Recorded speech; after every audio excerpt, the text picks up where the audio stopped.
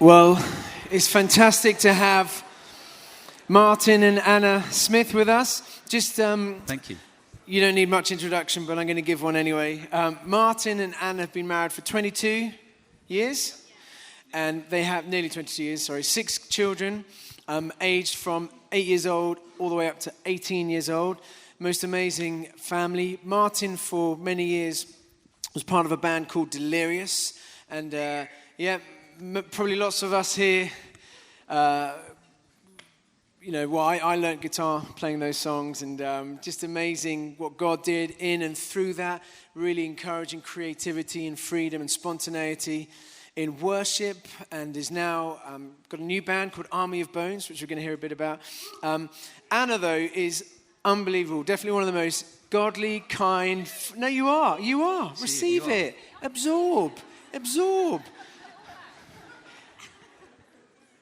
Is an incredible mother, but not just a mum to her 6 kids, but when you go to the house, it's just always full of tons and tons of people, and they're just an amazing family, an amazing couple, and we've learned so much from them. We actually go on holiday, but the last 5 years we've gone away together, so I'm most used to seeing sort of Martin in his Speedos by the pool, so it's nice to see him with a shirt and trousers on.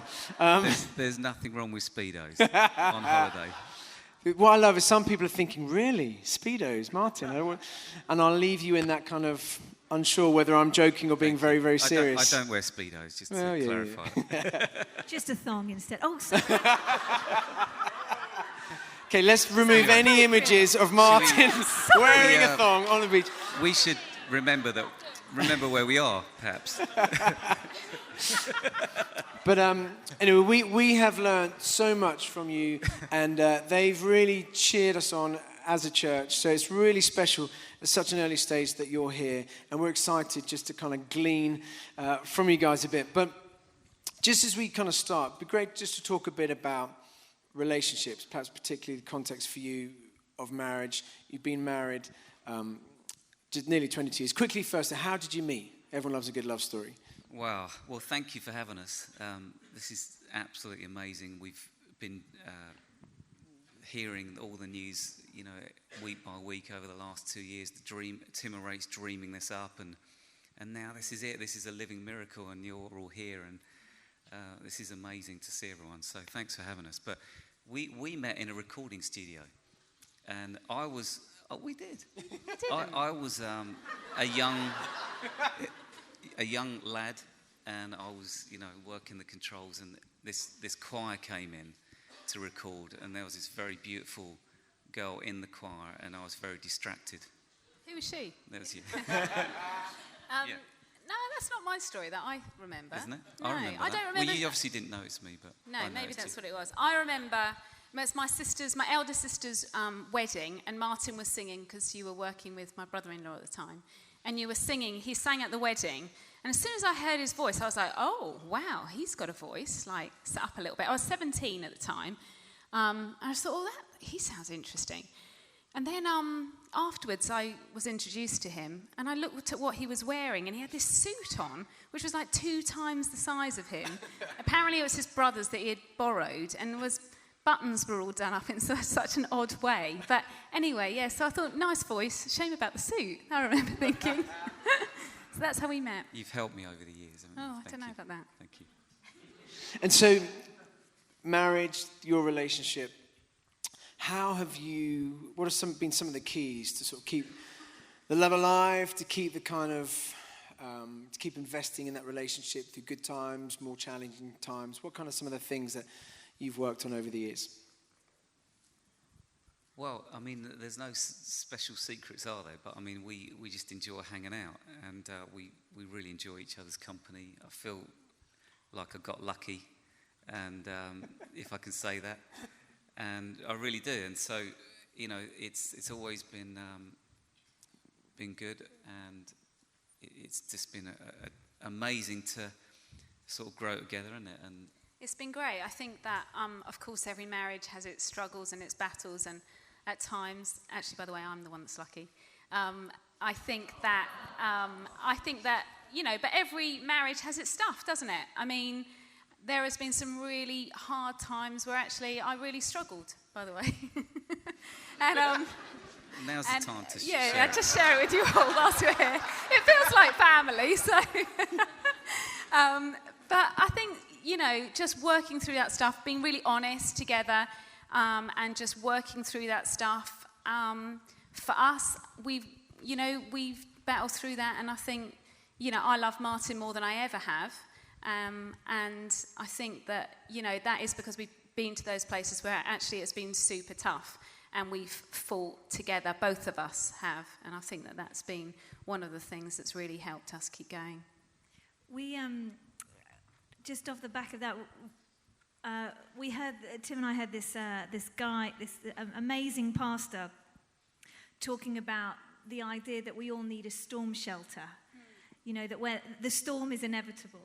Yeah. And we need those storm shelters, the relationships in our lives. And it's interesting that when the storm hits, that's not the time to build the storm shelter.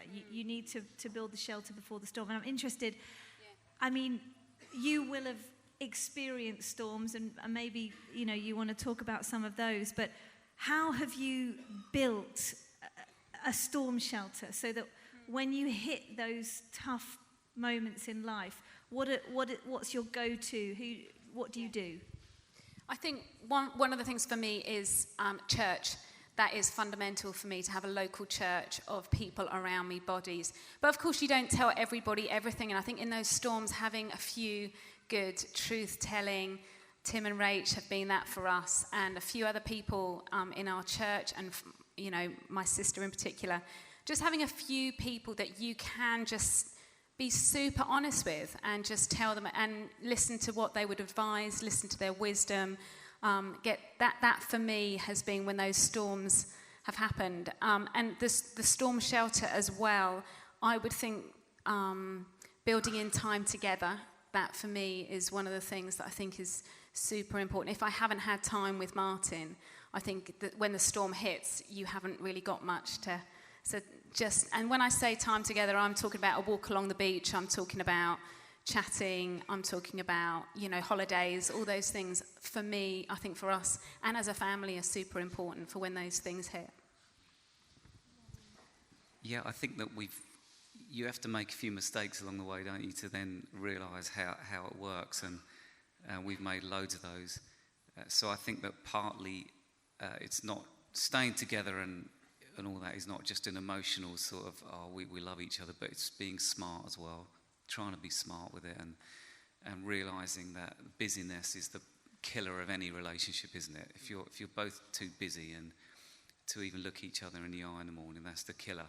And so it's sort of trying to be wise and smart, planning your diary, knowing that if there's busy times coming ahead, that you can have some buffers before and after, that you can retreat and into each other's space. I think that's really important. I'd love to talk about transitions, because obviously part of life is transitioning, whether that's moving to a new city, starting a new job, a new relationship, even the loss of something. And for 20 years you were part of Delirious and travelled all over the world, songs went everywhere, amazing things you got to do and be a part of. And you felt it was time to end that about 6 years ago, and then sort of step into this adventure of what next, and almost a void of suddenly you're not playing big events and you kind of don't quite know where it's going to go. Just be great to hear, how did you navigate that process of calling it time, and how did you discern what next? Yeah, Tim talks about it in a slightly bigger way than it really was, but it was 5 families, so we had 17 children involved amongst us, and so it was a considerable sort of thing to keep running, and we were touring a lot around the world and stuff like that. So it wasn't an easy decision for me suddenly to say, actually, I think that I'd like to finish now. It was a really difficult thing to put on the other guys, very painful. What do we all do now? But in time, it unravelled and made sense, and it's been a great decision for us as a family. I think that, and maybe some of the guys in the room will know this, when you have a slight disconnect developing with maybe some of your kids, and you know that there's slight distance there, and I felt that with a couple of the two eldest actually. So I just thought, you know what, I don't really want to ruin this, so it's only music at the end of the day, and I'm sure I'll find another way of doing some stuff. So I sort of came home, and it's been amazing, yeah. And Anna, for you, you know, being a mum to 6 kids with a husband traveling a lot of the time, you know about the hidden place. And I mean, I know you're an amazing woman with, you're so godly, you're so full of passion, but a lot of a lot of that season for you was hidden. What did you learn about the hidden place? Yeah, I love the hidden place. I love that place where this would resound a lot of people, that when, for me, when I felt like I was with Martin, even though I wasn't with him, so we were doing something together, and my sacrifice was obviously being at home with the children. Martin was away, but actually I found God in a really real place and a very close intimacy with my Heavenly Father in that time where Martin wasn't there. So I had to rely on something that was stronger. And so actually I really did have an amazing, during that season there was an incredible amount of grace, I remember, and like my relationship with God was very, very close and very intimate. And I remember, again, church being a huge part of that. But I think the bottom line is actually, yeah, it's tough. It's really tough. It's really tough when, you know, Martin's phoning saying, we have an amazing time, this is happening, and, you know, you're just sweeping up the floor and you'll feel it's quite a mundane job. And that is really tough, actually, and it's just asking God to meet you in that place, in that hidden place. And there's something that happens there that I can't describe it, but I feel tremendous value in doing the mundane, because there is something that is secret and hidden that my Heavenly Father sees and nobody else will ever know. Nobody else will ever see that stuff that goes on. And I just feel super privileged, because my Heavenly Father, he's seen that. He knows the tears and he knows the struggles. And, you know, that's not for everybody to know, but he knows that. And I have an amazing peace that he's got it covered, and he's seen that. What would you say if there? I mean, it might look different for people, but what would you say to somebody sitting here tonight who was in the hidden place but finding it really hard? I think don't think you're on your own. There are a lot of people right now in that place. A lot of people that are doing exactly what you're doing somewhere else across the world in another place, and that brought me a lot of comfort to know that actually, you know, there are a lot of people that are worse off. There are a lot of people better off. At least, you know, I knew Martin loved me. There were so many things that were possible. So my way of dealing with that was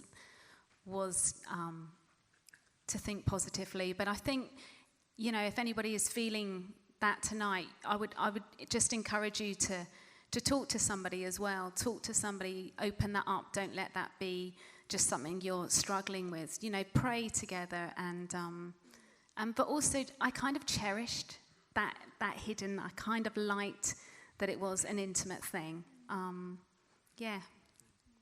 And Martin, for you in that season, I guess, of stepping out into the unknown, suddenly maybe not traveling as much, not doing those big events as much, because I guess it tests your sense of identity, your values. What did you learn? What did God teach you about in that time?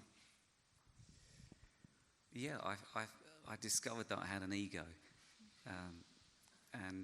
We knew that already, actually. Yeah, I know. It took me a while to discover. I'm joking. A bigger one than I realised. It's a strange sensation when you're sort of riding a wave, and you know, places that you're playing, there's lots of people showing up, and you know, things are going well, and then there's a void, and then you realise, well then what do I do? Who am I? and that might sound a bit over dramatic, but there is a sense of loss, and you don't have the adrenaline of all that goes along with that. So I think that God was kind to me, because he put me in a place and just made me rest, and it's just been a great season of just rediscovering my soul again, in a way. I think you can lose your soul along the way, can't you, sometimes? Yeah. And I was going to say, a couple of weeks ago, we came to see you. You're in a new band, Army of Bones, and in a second we're going to show a video, actually, from it. But you, you've been writing songs, again, playing lots of Christian events, and suddenly, this is a band where you're really trying to reach unchurched people. So rather than kind of calling all the Christians out to come to Birmingham, you sort of particularly kept it under the radar. And we turned up at this dodgy-ass bar. Soon we got the wrong address. Quickly discovered we hadn't. And here we are in this heavy metal kind of whatever bar. It's fantastic. And there you are, new songs, new band, dreaming it up again. I mean, for me, it's one of the bravest, riskiest things I've ever seen. And I'm just hugely inspired by it. But again, what is the vision for Army of Bones? Why are you sort of starting up again? I was reminded when I was a kid, actually, when I was 16, I entered this music competition called A Song for Christmas. I don't know whether anybody remembers it. It was on a show called Pebble Mill. This is going back years and years. It's in Birmingham, wasn't it? Yeah, I came to Birmingham, and I was on that TV show, and it was pretty cheesy, but anyway. And I got to the final. Anyway, my school headmaster asked me if I would sing this Christmas carol in front of my whole school. So I'm a 16-year-old boy. That is not cool to do that. Anyway, I agreed to do it. And it was the first time I realised that music was a powerful thing. It actually can speak to people. It can open people's hearts, and can get to places that words sometimes can't. So from a very young age, I realised that there was something going on with me and music. And I think that this new thing that I'm doing is maybe a return to that calling. I remember as a kid that feeling of the room going quiet and people being touched by what was going on. I suppose I'm in that place again, years and years down. I want to reach people that wouldn't normally come to something like this and have the luxury of enjoying church and stuff like that. People are lost, aren't they? And I'm trying in my own small way to try and build some bridges.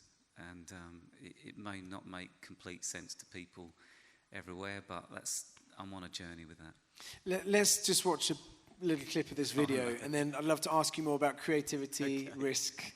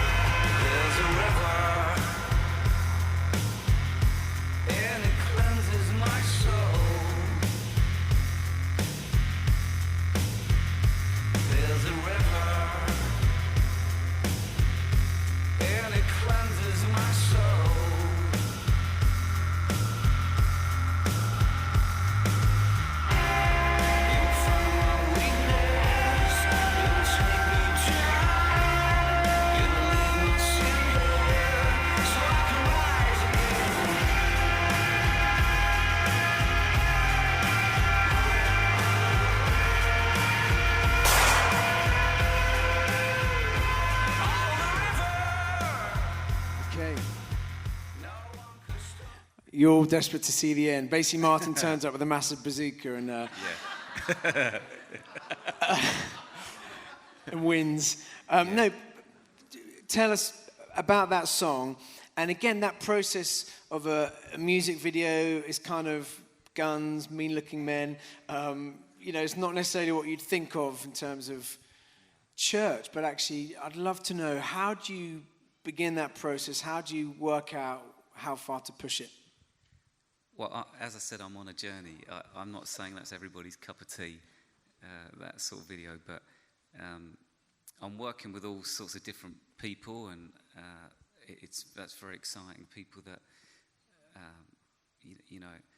wouldn't come to church, and that's their take on what that song means. The song's a gospel song, really, through and through.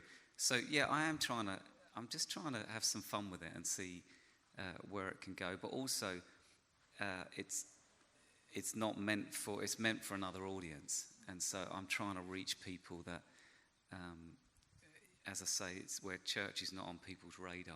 I'm desperate to reach those people, and I'm just using all the tools I can. I'm not saying I'm getting it right all the time, but I'm on a journey, and so hopefully it will arrive at a destination that makes sense. And just again, on from that, you've both grown up in church your whole lives, and you have that heart to reach people that, people for who church is just there's just a disconnect. I'm interested to know what. Beyond music, what does mission look like for you as a family? You're an amazing sort of open door family, and I know you're involved in something called Safe Haven in Brighton. What does mission look like for you, reaching the lost, reaching out? For me, it's about leaving your front door open. It's about welcoming in people. We have a homeless man living with us at the minute, which is amazing, fantastic. Yeah, and he's great. He brings life to the family. We have a lot of students come to Brighton who actually they've been brought up in Christian families, and they get to uni there and they're not sure what they believe. They're not sure of their sexuality. They're not sure of what they're doing there, and that they're struggling and they don't know who to turn to. And our home is one of those homes where you just turn up. You come and help me make the dinner because, it's not you. I'll help you. If you've got some washing to do, we'll chuck that in. You come and help over here, and we are community. We are together. And Safe Haven is something that St. Peter's, our church in Brighton, runs, which is for street women and for very vulnerable women, where they just come, we give them dinner, and it's every Thursday, and it's an amazing thing to be part of. But coming back to the student thing, actually, that is my heart. Now my children definitely are, Ellie, my eldest, is 18, and they're bringing people into the house who are searching and actually are struggling with a lot of big issues in their lives. They're not sure of a lot of things, and they've been brought up in great churches, and they've come from, great families, some of them haven't.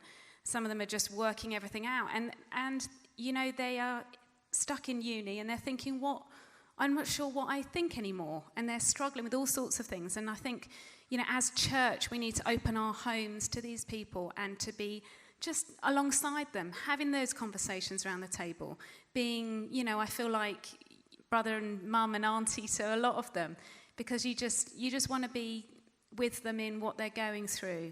And I think that, again, filtrates to your own kids. They're sitting around the table. They've all got their own different opinions. It can be quite loud, actually.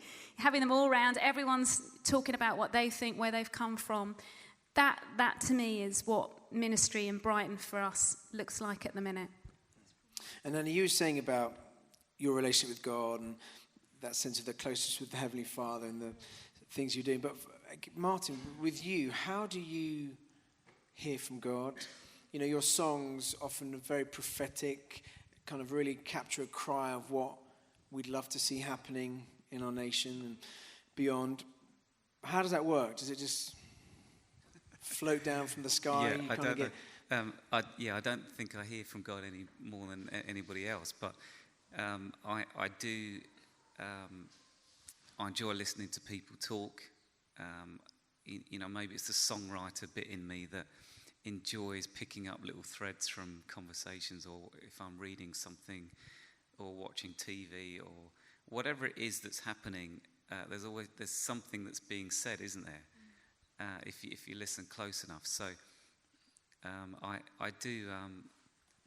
I enjoy it. I enjoy sort of, even something that one of my kids might say, a total random thing, and I think, oh, that's interesting, and I might ponder that, and then that might turn into a song, or it might turn into something else. But I think hearing God is a big thing that we sort of get muddled up about, isn't it? I think we were saying earlier that all our big decisions in life, we would normally ask our friends, we'd involve our friends in, because this whole sort of God spoke to me and I made a big decision and I'm doing it. I'm not quite sure that that's really the way to do it. In reality, we should really have friends and church and people around us, and we kind of go on that journey together, don't we? And that I think allows us the luxury of not making so many mistakes if we're sort of humble about sharing it with other people. And in terms of songwriting and creativity, I mean, out of interest, how many here are songwriters or creatives, filmmakers, poets, writers? Wow. Brilliant, amazing. Yeah. I've heard you talk about the wildness of creativity and how the local church needs to capture something of that wildness again. Talk about that. Wow. And also just how as a church, can we honour creatives? How can we, honour them? Sure. Well, I think it's really important to, like is what already is happening, that creativity should really be at the centre, shouldn't it, of everything we do. And this generation is so creative. When I look at my own sort of kids' generation, that 15, 16, 17-year-old, they're just full of ideas. And I think it's really important to make sure that they're up here doing stuff. They get them going and just unleash them. But I am interested about having been in churches all my life. The tendency is for creative people to be institutionalized a little bit and feel that God's given you this huge gift to make a movie or to write songs or dance or whatever it is. But somehow over time we sort of shoehorn a version of ourselves into what we expect church should look like. But I have a hunch that that's probably not what God intended. I don't think he intended us to be a church version of who we are. He just intended us to be who we are. Yeah. So bring it. And I know that Tim and Rach would love that. Just bring who you are and bring everything that you've got, and we'll figure out the mess as we go along and the chaos of all of that. But we want churches now that are just a full expression, don't we, of life and love and creativity, and not sort of a half fat version of it, if you know what I mean. Lions are meant to be wild, and I think the creative people are wild, and it's allowing that to be part of the local church. And of course, the problem with most creative people is that we're a little bit selfish, a little bit egocentric. We sort of only think of ourselves, and that what we've got to learn is to serve and serve and serve and serve something that's greater than us, and that's the right way around.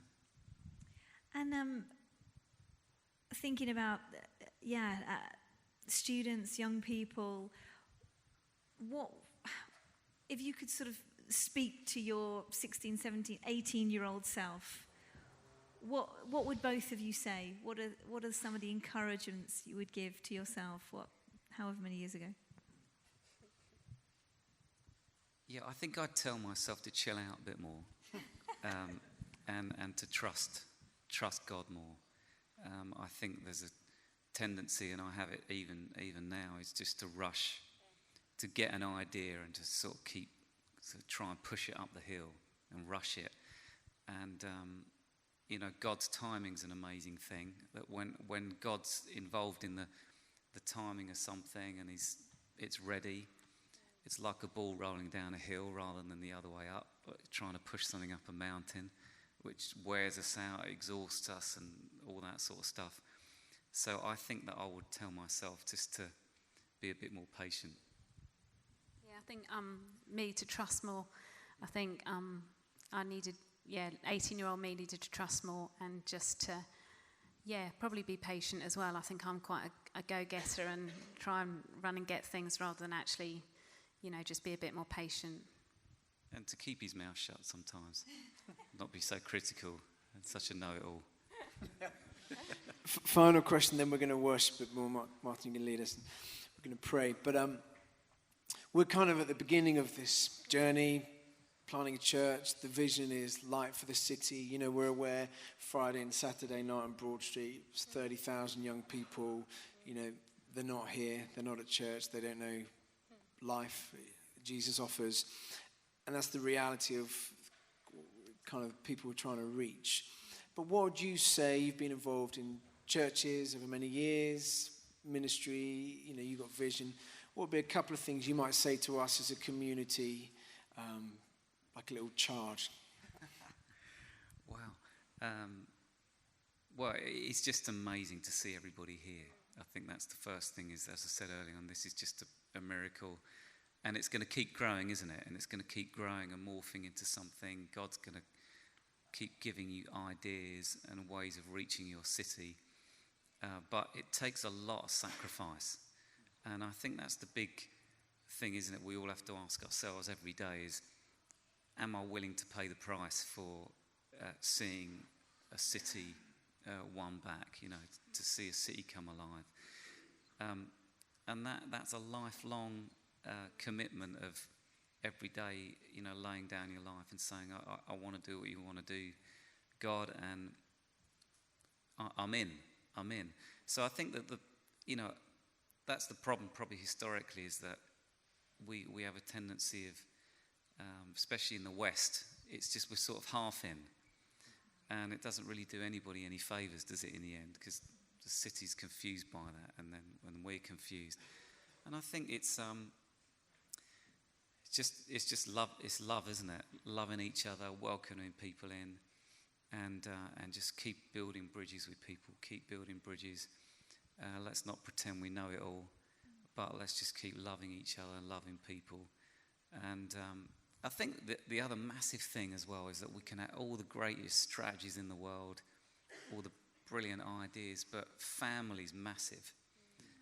That if you can model the fact that we're looking after each other, I think that's really what the world covets so deeply, is a sense of belonging and family. And I'm not saying the traditional family unit, you just have to do it the way you do it, but if you read the New Testament, it's right through there. The prodigal son, the woman at the well, everybody wants to belong and be found by someone and belong to something. And that's really the heart of the gospel, isn't it? It's the Father. He's a great dad. Yeah. And we know he is, but somehow there's a world dying out there that has no idea about that. Yeah. And so I don't think people have a problem with God, but we've just got to find a way of building bridges. And it's good. Thank you. Well, guys, it's so encouraging and so much to... Thank you so much. We're gonna worship. Some guys are gonna grab chairs. And why don't we stand?